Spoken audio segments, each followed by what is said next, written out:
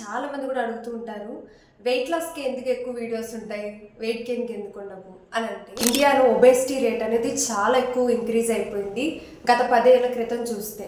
అందుకే అందరూ కూడా బరువు తగ్గాలి. సో ఇక్కడ మనం చూస్తూ ఉంటాం కదా, బరువు ఎక్కువగా కనిపిస్తూ ఉంది అండ్ హెల్త్ కాంప్లికేషన్స్ కూడా ఇంక్రీజ్ అయిపోతుంది. అందరూ కూడా బరువు తగ్గే దాని మీద ఎక్కువ ఫోకస్ చేయడం వల్ల వెయిట్ లాస్కి ఎక్కువ వీడియోస్ వస్తూ ఉంటాయి. అయితే మనకి ఇక్కడ తెలుసుకోవాల్సింది ఏంటి అంటే, వెయిట్ లాసా వెయిట్ గెయిన్ అనేది కాదు, వెయిట్ మేనేజ్మెంట్ అనేది చాలా ఇంపార్టెంట్. అది లేడీస్ అయినా సరే, జెంట్స్ అయినా సరే.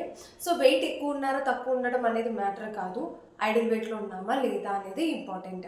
కొంతమందిని తీసుకుంటే కంపల్సరీ దాంట్లో 95% ఆఫ్ పీపుల్ వెయిట్ లాస్ మీద ఎక్కువ ఫోకస్ చేస్తారు. కాబట్టి వెయిట్ లాస్ కూడా అవ్వటం ఈజీయే, కానీ మేనేజ్మెంట్ చేసుకోవడం కష్టం.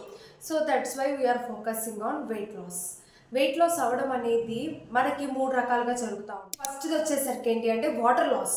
మన బాడీలో వేస్ట్ వాటర్ ఎక్కువగా ఉంటుంది, ఆ వేస్ట్ వాటర్ లాస్ అవ్వాలి. Second thing is fat loss అవ్వాలి. And third one is muscle gain చేసుకోవాలి. సో ఇలా చేసుకుంటేనే మనం వెయిట్ లాస్ అవుతాము. అయితే చాలా మంది కూడా ఏం చేస్తారంటే ఫుడ్ మానేసి వెయిట్ లాస్ అవుదామని చూస్తారు, బట్ అదేమీ పర్మనెంట్ కాదు. ఎప్పుడు కూడా మన బాడీకి ఇవ్వాల్సిన మ్యాక్రో న్యూట్రియంట్స్ని కంట్రోల్ చేసుకుంటూ మైక్రో న్యూట్రియంట్స్ అండ్ పైటో న్యూట్రియంట్స్ అనే బాడీకి ఇస్తూ మనం బరువు తగ్గుతూ మేనేజ్మెంట్ చేసుకోవాలి. ఇలా చేసుకున్నప్పుడు మాత్రమే మనకు ఫ్యాట్ లాస్ అయ్యి మజిల్ గెయిన్ అవి వెయిట్ మేనేజ్మెంట్ అవుతుంది. అయితే మీరు కూడా వెయిట్ మేనేజ్మెంట్ చేసుకుందాం అనుకుంటున్నారా? బరువు తగ్గుతున్నారా పెరుగుతున్నారా అనేది ఇంపార్టెంట్ కాదు, మీ ఐడియల్ వెయిట్లో మీరు ఉన్నారా?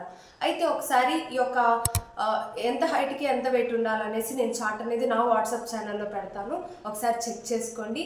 ఇంకేదైనా డౌట్స్ ఉంటే నాకు ఇప్పుడే మెసేజ్ చేయండి.